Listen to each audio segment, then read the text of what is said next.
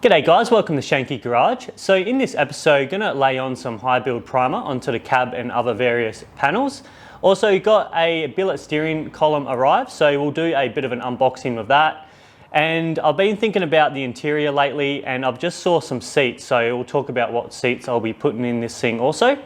And just a quick merch plug, if you want to help support the channel and look like an absolute boss this summer, then yeah, head over to the Shenke Garage merch store. I'll put a link in the show notes and a card up here. So click either or and it'll take you to the merch store. So we'll jump straight into it and hope you enjoy.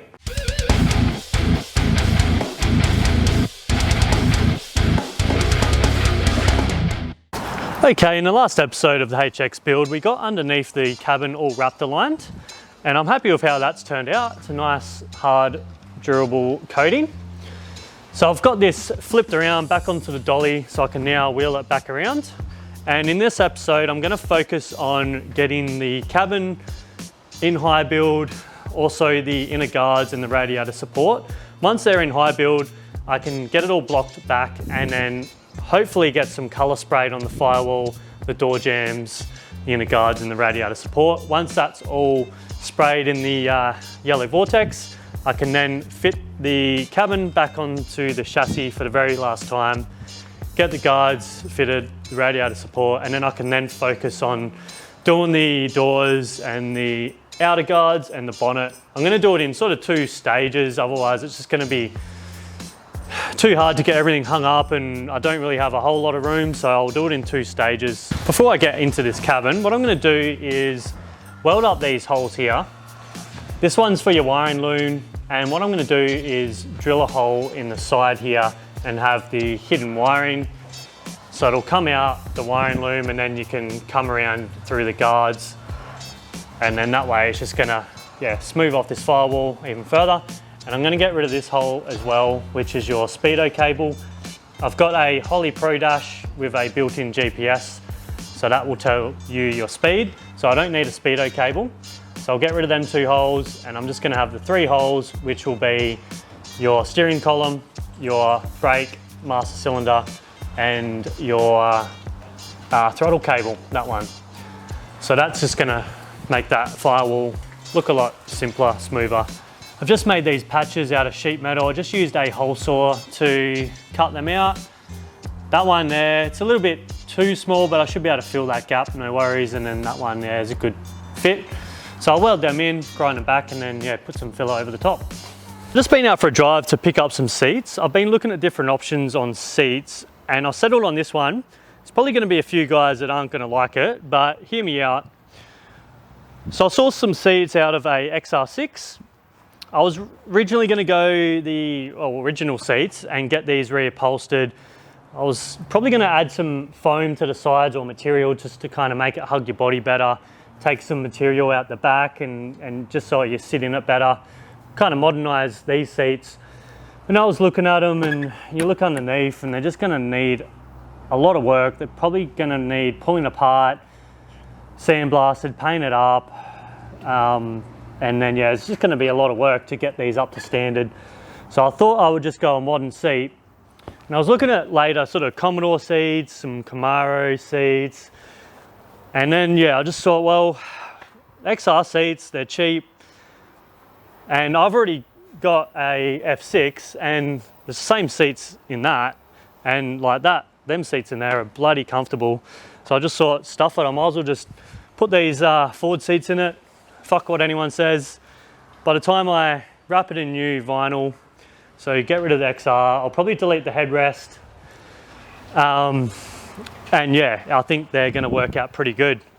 I just didn't really like the later model Commodore seats. I just didn't like the look of them, and I just really like these Ford seats. And they've got adjustable lumbar. They just, more modern. They just feel better. You look underneath here, it all looks pretty much brand new still, so there's not gonna be any work really required. You're gonna have to do something with the mounts, modify or make up some adapters for the mounts. That's about it. I'll get rid of the electrical stuff. I think they're for your seatbelt alarm or something. I'm not really too sure, but probably get rid of all the electricals out of it. And I think it's just gonna be a lot better seat, modern seat, compared to spending the money on these originals. Now I've put the driver's side in. This one's got a bit of a rip. I wasn't really too worried about the material because I'm going to get them reupholstered. But yeah, they're going to look pretty good by the time I take that headrest out, get them reupholstered. No one is really going to know anyway.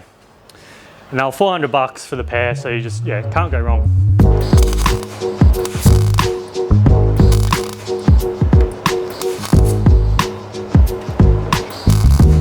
Hey, them holes are filled in. I've just put some filler over the top and smoothed off. So I'm happy with that. And then over here, I ended up cutting this section out here. This is the old piece. It's pretty ratty looking. So I just, yeah, cut that section out and then made up a new piece to weld in. Didn't take very long. It's a lot more neater now. So yeah, now I can start blocking this back. I'll just use some 80 grit and go over it and use the guide coat. And yeah, get it ready for the high build. Okay, I've been smashing out a heap of work on this cabin.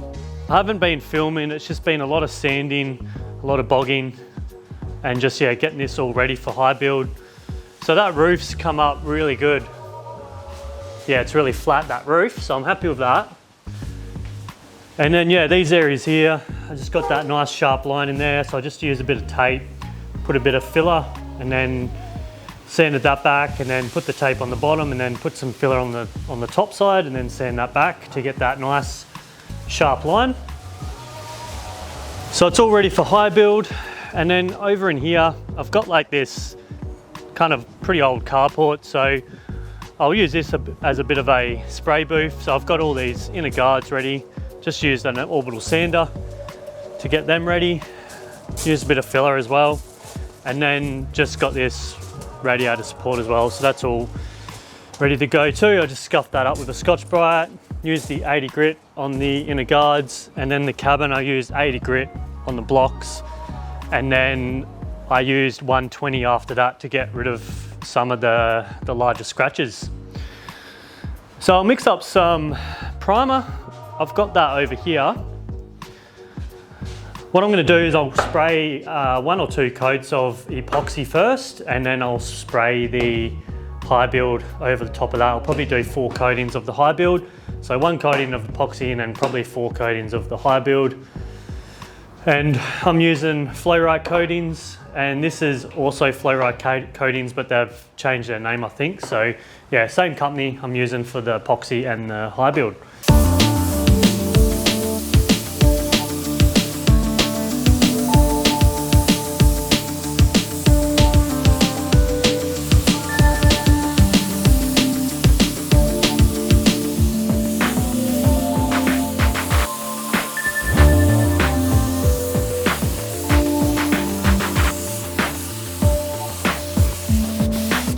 Okay, so that is the high build sprayed on. I didn't really film a whole lot.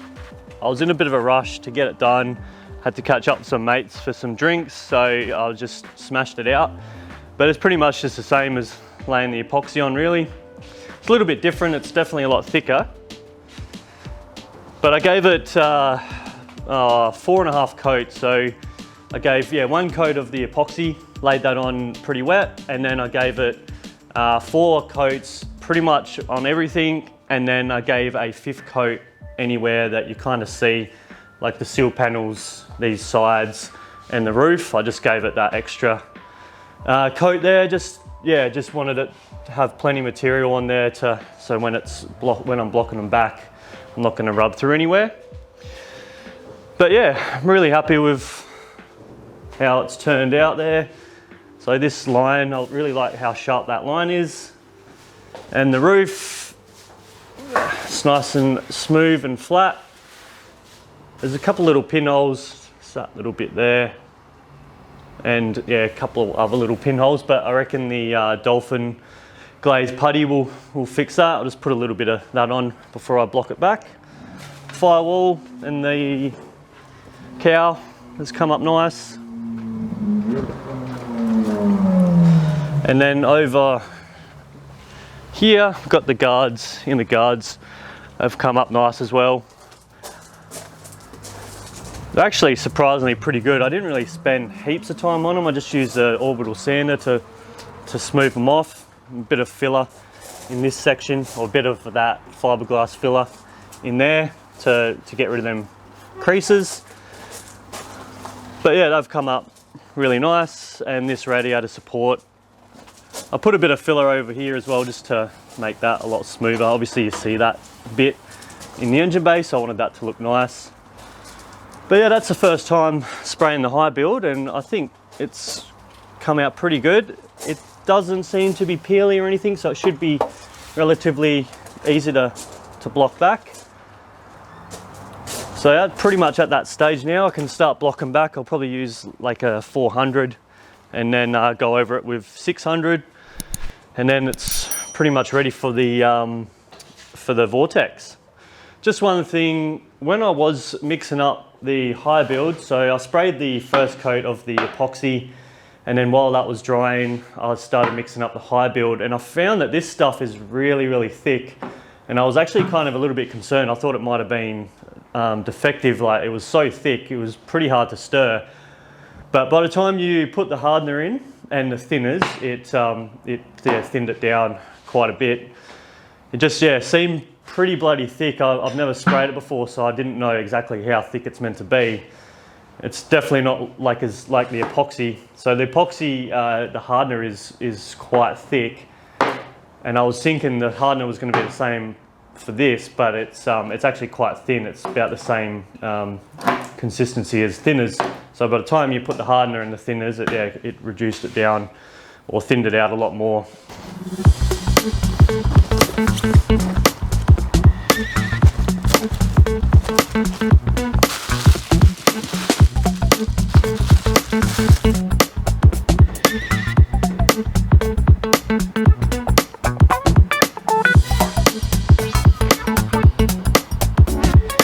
Okay, as you can see, we got a billet steering column arrive, and this thing is bloody nice. It's just, yeah, really good quality piece of kit.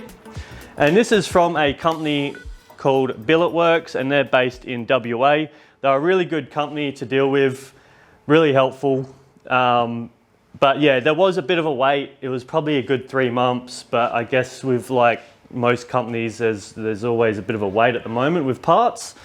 But yeah, 3 months, I wasn't in a massive rush anyway, so yeah, I didn't think that was too bad. Now, I did have to get this one modified, so that's probably what made it a little bit longer. So this section here, that usually comes out parallel, but I got them to taper this in just so that there's more clearance there for the Holley Pro Dash. So if you've seen a few episodes back, I installed the Holley Pro Dash, and it's pretty tight in there, so I just wanted as much clearance as I could get. So hopefully that turns out pretty good. I'm not really going to know until I put that in. But yeah, it comes with your boss as well, so that steering wheel mounts directly onto there. You can customize it as well. I ended up just getting rid of the hazard lights and the high and low beam lights, and I'm just running indicator stalk only, so that's just for your indicators. Because I'm running the buttons separately, I'm going to put the hazard lights and your high and low beams on the dash, so just with a push button.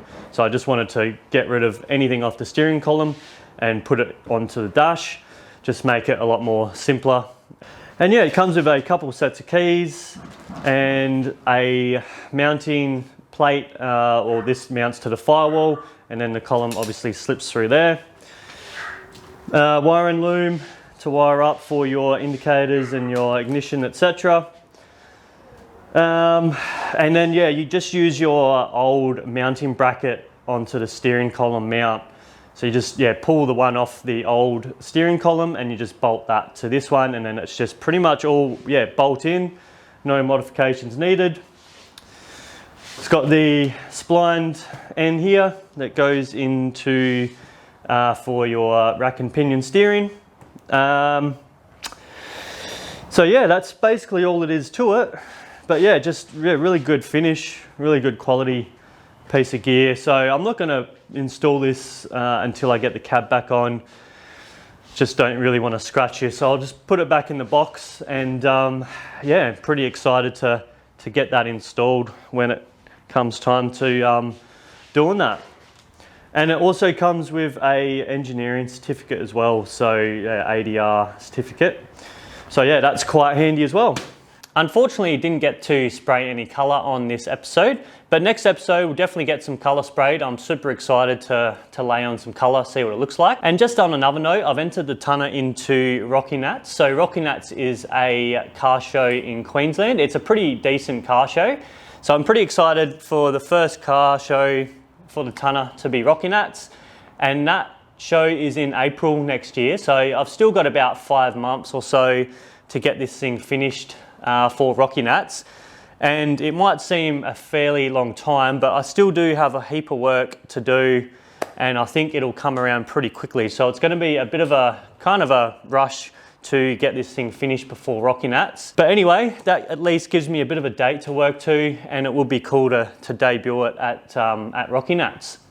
I've also made a playlist for Shenke Garage on Spotify, so if you want to chuck on some tunes while you're in your shed working on your cars, yeah, just search Shenke Garage in Spotify, and there's just various playlists of punk, hardcore, alternative sort of type of music. Also super close to 5,000 subscribers, so I'm thinking in the next few days I'll probably hit that 5,000 milestone. So a big thank you in advance for supporting the channel. If you haven't already, hit the subscribe button and help me out.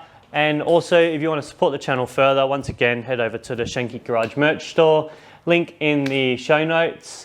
And if you are new to the channel, head over to the playlist for this HX build. I definitely recommend watching from the very first episode to the latest. So have a binge on that. I'll put a card up in this corner here. So yeah, we'll leave with that, and we'll see you next time on Shenke Garage. Cheers.